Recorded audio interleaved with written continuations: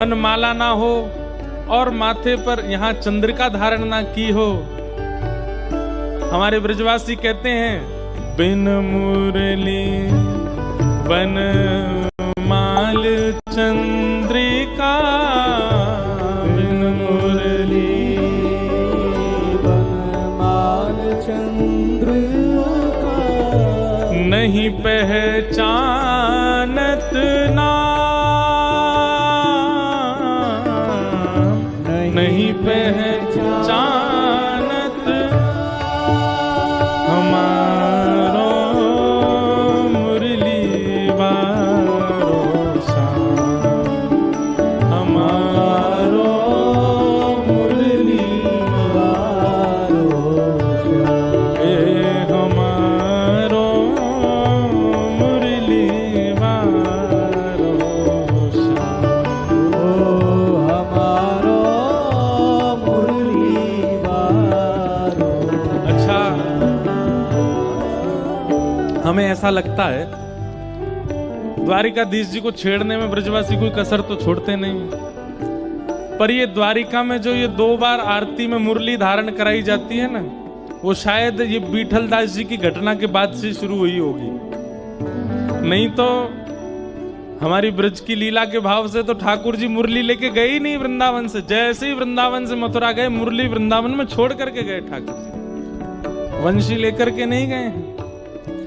वो तो ब्रजवासियों ने आकर के ये पद गा दिया होगा द्वारिका में आज से 100, 200, 500 साल पहले, भैया बिन मुरली बनमाल चंद्रिका, नहीं पहचानत नाम। तब हो सकता है कि हमारे गोस्वामियों ने विचार किया होगा कि भाई ये ब्रजवासी आकर के बोल रहे हैं बिना वंशी वारे हम ठाकुर जी को नहीं पूछते, तो चलो 2 बार की आरती में तो वंशी धारण कराओ। तो तब से द्वारिका में सुबह श्रृंगार आरती में और रात्रि संध्या आरती में श्री ठाकुर जी वंशी धारण करते। और राजा मुकुट पहनता है, राजा किरीट पहनता है, पर द्वारिकाधीश को आप देखो वो पाग भी पहनते हैं, चंद्रिका भी पहनते हैं। इसका मतलब क्या है? ये सब ब्रजवासियों ने आकर के शुरू करवाया है। नहीं तो दशहरा पर दर्शन करो आप, दशहरा पर द्वारिकाधीश क्या बढ़िया मुकुट पहनते हैं। रामनवमी पर दर्शन करो, विशेष उन पे ठाकुर जी पूरा पूरा मुकुट धारण करते हैं, किरीट धारण करते हैं। परंतु ये पाग पहनना, मोरपिच्छ धारण करना और इधर चंद्रिका धारण करने का मतलब पता है क्या है? ये जो जितने श्रृंगारों में यहाँ चंद्रिका है, चंद्रिका इस भाव से है कि ये आधा अंग किशोरी जी का, किशोरी जी की चंद्रिका है। द्वारिकाधीश जी चंद्रिका धारण करते हैं। ये निश्चित ही ब्रजवासियों ने ये पद गाया होगा, इसीलिए द्वारिका में शुरू हो गया है। बिन बनमाल मुरली चंद्रिका, बिन मुरली मुरली चंद्रिका, नहीं पहचानत नाम,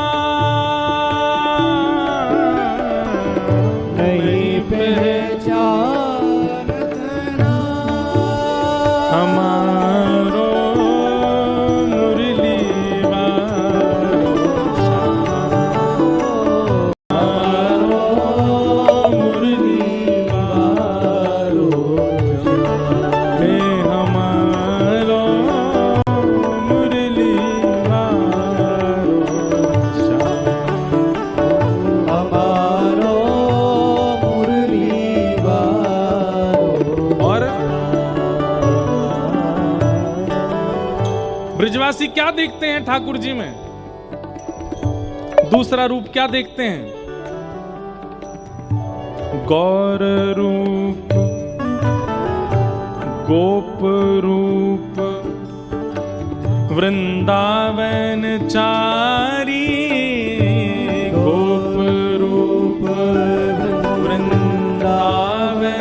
चारी, द्वारिका में कहते हैं राजाधिराज गौ ब्राह्मण प्रतिपालक श्री वसुदेव नंदन, श्री देवकी नंदन, श्री कृष्णचंद्र भगवान की जय। आज से 100-500 साल पहले ब्रजवासी बोले भैया जी कौन सो भगवान है?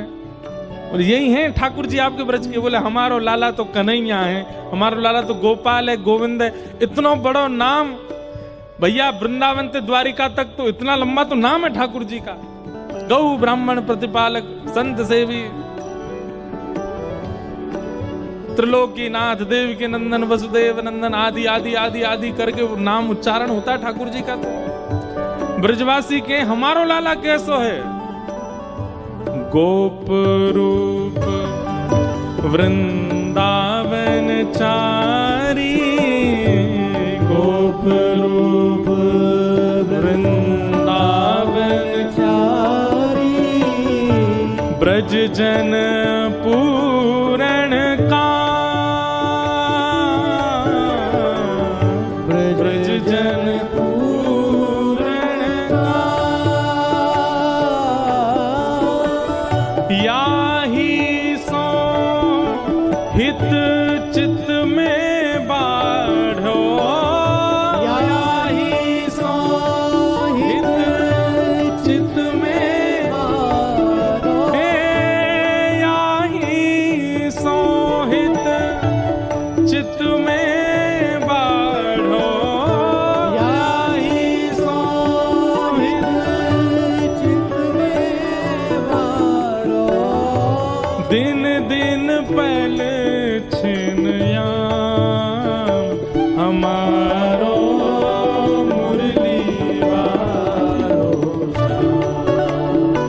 हमारो मुरली वारो हमारो मुरली वारो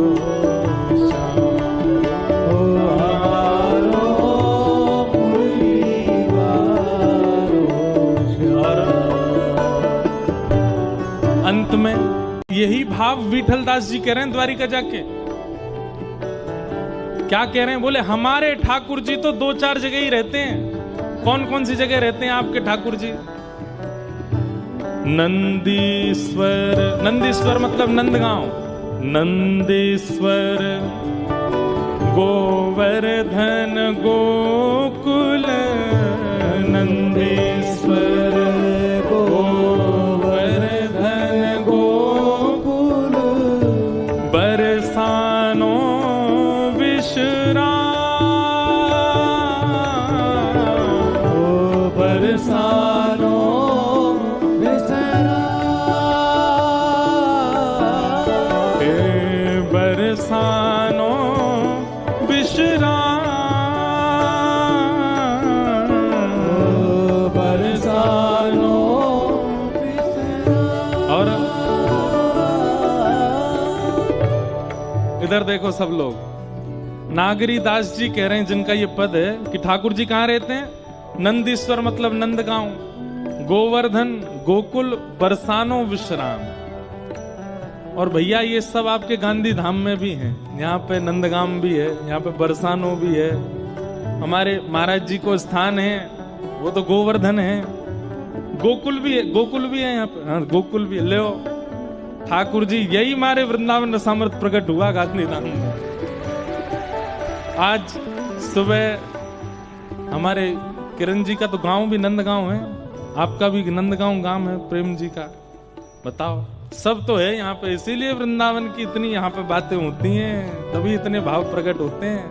क्योंकि हमारे नागरीदास कह रहे हैं कि भैया ठाकुर जी यहीं रहते हैं। कहाँ? नंदीश्वर गोवर्धन गोकुल, नंदेश्वर गोवर्धन गोकुल, बरसानो विश्राम, बरसानो विश्राम। और नागिरीदास द्वारिका मथुरा, नागिरीदास द्वारिका मथुरा, नागिरीदास द्वारिका मथुरा, नागिरीदास द्वारिका मथुरा। इन सो के सो का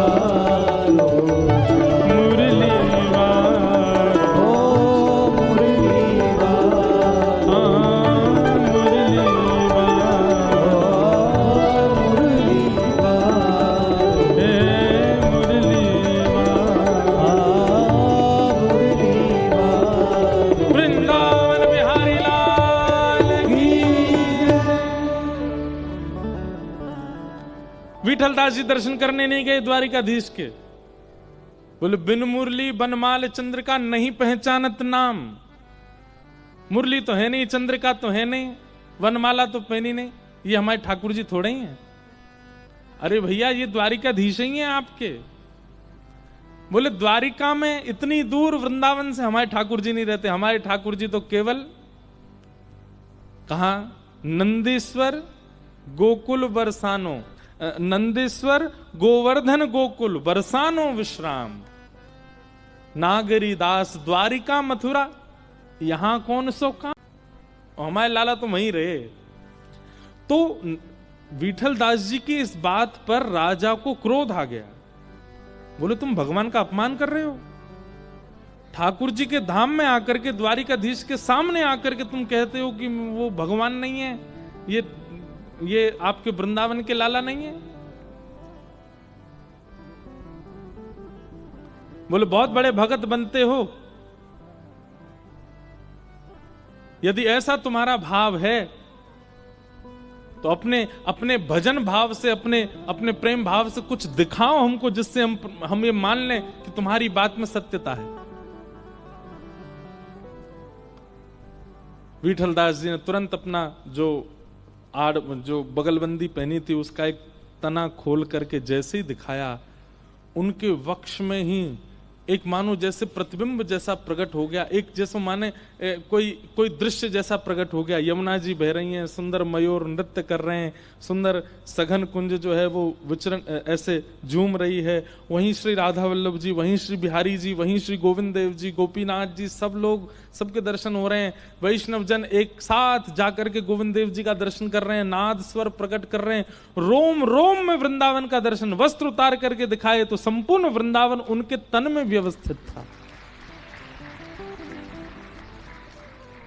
राजा समझ गए। बोले भैया तुम कोई सामान्य नहीं हो, तुम तो कोई ठाकुर जी की नित्य सखी हो, तुम तो नित्य सहचरी हो। हमें लगता है हमने तो जबरदस्ती तुमको यहां पर ये प्रधानमंत्री पदवी स्वीकार करने के बुला लिया, लेकिन तुम तो ठाकुर जी की कोई नित्य सखी।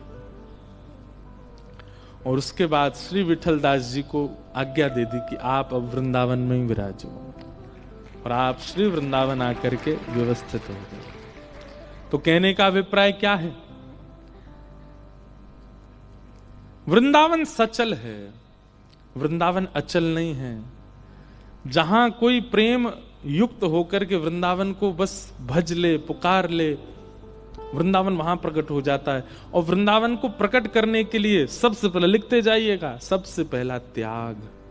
कोई सूक्ष्म वस्तु का एक छोटा सा त्याग आवश्यक है। दूसरा गुरु निष्ठा, वैष्णव निष्ठा और रसिकों में निष्ठा। रसिक जनन की सेवा पाऊं, रसिक जनन की सेवा पाऊं, प्यारे राधा रमण के दर्शन पाऊं, प्यारे राधा रमण के दर्शन पाऊं। कृपा अभिलाषी जी, राधिका रानी जी, कृपा अभिलाषी जी, राधिका रानी जी। हो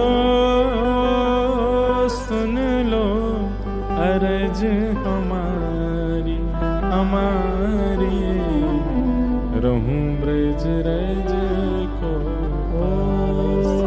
पासे, रहूं ब्रज रज को पासे।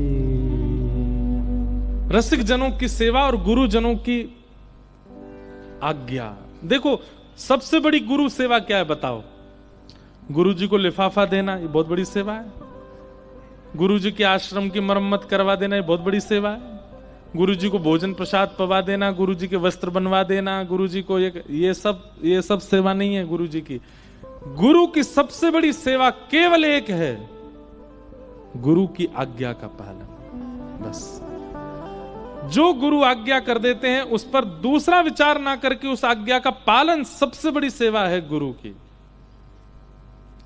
अगर गुरु जी के मुख से एक बार निकल जाए कि अभी वृंदावन मत आओ, तो जब तक दोबारा नहीं कहते कि आ जाओ तब तक जाना ही नहीं है। गुरु सेवा का सबसे बड़ा स्वरूप यदि कुछ है तो गुरु आज्ञा का पालन, गुरु आज्ञा का पालन। तो सबसे पहला त्याग और दूसरा गुरु आज्ञा का पालन, गुरु सेवा का पालन, गुरु निष्ठा का पालन। मन में भाव आता है, लोग बाग पूछते हैं क्या गुरु आवश्यक है जीवन में? हाँ, आवश्यक तो है। कई चरित्र हमने पढ़े हैं जहां ठाकुर जी आज्ञा करते हैं कि भाई तुम उन गुरु की सेवा में जाओ। एक गोविंद देव जी के एक परम भक्त हुए सखा, उनका नाम था राम प्रसाद जी। क्या नाम था? राम प्रसाद जी। बाद में उनका नाम पड़ गया था जयराम बाबा। बाद में वो बाबा बन गए थे, गौड़िया वैष्णव संप्रदाय के महात्मा थे। तो राम प्रसाद जी जो थे, ये राम जी की कृपा से इनका जन्म हुआ था, इसलिए इनका नाम राम प्रसाद पड़ा। अब देखो, लोग बाग कई बार ऐसे ऐसे भाव कह देते हैं कि महाराज जी हम तो, हमारे गुरुदेव जो हैं वो राम जी के उपासक हैं, हमारे गुरुदेव नारायण के उपासक हैं, हम ठाकुर जी की वंदना कैसे करें? इस बात को चित्त से निकाल दीजिए कि आपकी उपासना पद्धति से आपकी प्रेम लक्षणा भक्ति की पद्धति मिटेगी नहीं। मीराबाई का गुरु मंत्र राम नाम था, वो भजन ठाकुर जी का करती थी, लेकिन मीराबाई एकांत में बैठ के क्या भजती थी? राम राम राम राम राम राम, राम जी को भजती थी। और राम जी की कृपा से उनको कृष्ण भक्ति प्राप्त हुई। तो राम प्रसाद जी का जन्म कैसे हुआ? इनका नाम राम कृपा प्रसाद ऐसी कुछ नाम था, मुझे, मैं कल और विस्तृत इनका चरित्र सुनाऊंगा।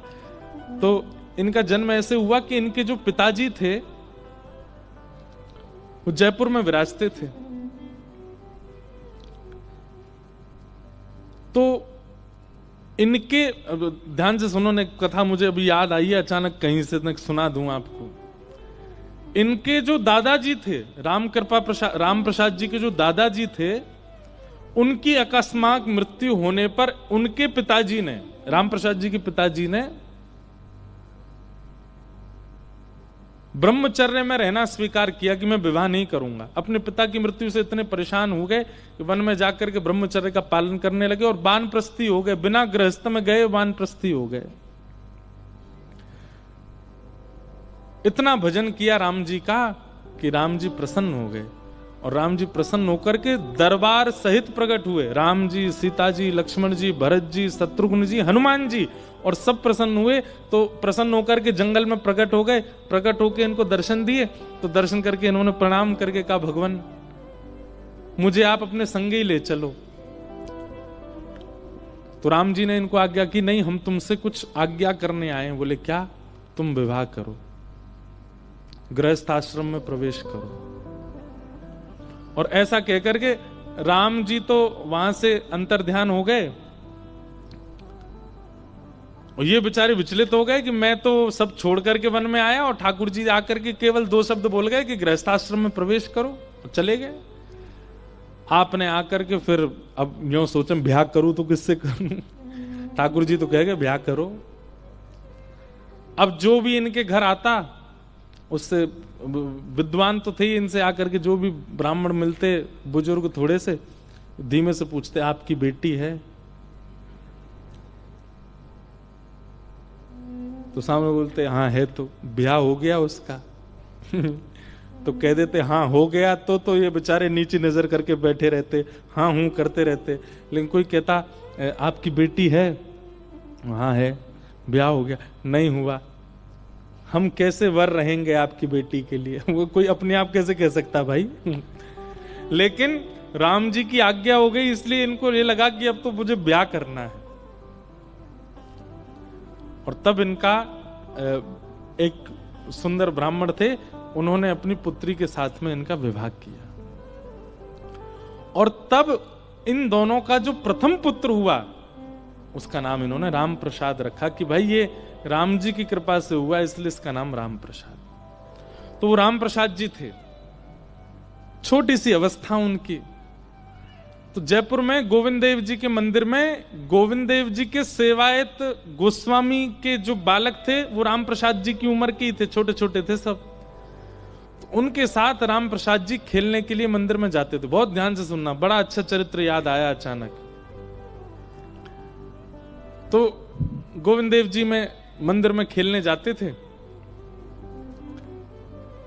तो उनको ऐसा लगता था कि गोस्वामियों के 3 बालक हैं, 2 तो मेरे साथ खेलते हैं और एक सज धज के मंदिर में खड़ा रहता है गोविंद देव जी। बोले ये वाला जो बालक है जो मंदिर में बैठा है ना, ये शायद गोसाई जी को बहुत ज्यादा अच्छा लगता है, इसलिए देखो रोज इसको कभी लाल पीतांबरी, कभी पीली पीतांबरी, सोने के आभूषण, हाथों में कड़ूले, पाम में पाजे, मोर मुकुट, कानों में कुंडल और ऐसा तिलक विलक लगा के इतना सुंदर करके तैयार करके उस बालक को तो सिंहासन पे बैठा के रखते हैं। और ये 2 थोड़े कम प्रिय हैं, ये 2 मेरे साथ खेलते हैं। कैसा उनका सहज बाल स्वभाव। तो जब कभी गोटी खेलते थे तीनों बालक मिलकर के, गोविंद देव जी के प्रांगण में ही खेलते थे, तो गोटी खेलते खेलते ये राम प्रसाद जी गोविंद देव जी को देखते और उनको गोटी का प्रलोभन देते। बोले तुम नहीं खेलोगे, हम सब खेलते हैं, तुम भी खेलो। तो मन में विचार करते, जैसे मेरी माँ कभी मैं ज्यादा तैयार हो जाता हूं तो मना करती है ना, बाहर मत जाना, ऐसे ये इतने तैयार रहते हैं इसलिए शायद इनको अनुमति नहीं होगी खेलने की। लेकिन राम प्रसाद जी का बहुत मन होता था कि कभी गोविंद देव जी उनके साथ गोटी खेलें। उन दोनों बालकों से भी कहते थे, बोले तुम दोनों अकेले आते हो, ये इनको क्यों नहीं लेके आते? तो वो दोनों हंस जाते, वो भी बालक, वो क्या जाने, बोले ये नहीं आते, ये यहीं रहते हैं। लेकिन एक बात है ना कि जिसका चित्त बहुत सहज है, जो बहुत भोंदू है, जो बहुत सरल है, ठाकुर जी को बहुत प्रिय लग जाता है। वो राम प्रसाद जी का ये बाल स्वभाव कि ठाकुर जी मेरे संग गोटी क्यों नहीं खेलते, ये गोसाई जी का बड़ा बेटा है, प्यारा बेटा, ये मेरे साथ क्यों नहीं खेलता। एक दिन ठाकुर जी ने ऐसी लीला की कि गोस्वामी जी के दोनों बालक अपनी नानी के घर चले गए और वो खेलने नहीं आए। और ये राम प्रसाद जी आकर के मंदिर प्रांगण में बैठकर प्रतीक्षा कर रहे हैं कि वो दोनों कब आएंगे, कभी गोटी नीचे मारें, कभी गोटी उछालें, हाथ में ले लें, और प्रतीक्षा कर रहे हैं वो दोनों कब आएंगे। वो दोनों तो आए नहीं। इतने में राम प्रसाद जी ठाकुर जी को देखने लगे, गोविंद देव जी को, और बोले आज तो तुम्हारे दोनों भाई भी नहीं आए, आज तो तुम आ जाओ, तुम ही खेल लो, आज हमारा मन ही नहीं लग रहा। कभी किसी खंबे पे जाके बैठ जाए, कभी कहीं बैठ, जैसे बालक का स्वभाव है, उसको खेलने का मन होता है तो वो पीछे पड़ जाता है। ठाकुर जी का मन हो गया कि मैं इसके साथ खेलूं। और तभी ठाकुर जी ने देखा कि एक द्वारपाल बैठा है और एक गोसाई जी अंदर डोल रहे हैं। तो द्वारपाल को तो अचानक इतनी जोर की लघु शंका आई कि वो उठ के भाग गया, और गोसाई जी को बहुत जोर की भूख लगी आई तो वो भी चले गए प्रसाद पाने। दोनों जैसे ही गए, इतने में ही गोविंद देव जी अचल से सचल हो गए और दोनों हाथ सीधे करके फेंटा बांध करके अपनी सोने की गोटियां उठा करके और फेंटा में लेकर के और हाथ में लकुट लेकर के आ गए प्रांगण में। और प्रांगण में आकर के बोले चल अब खेल मेरे साथ।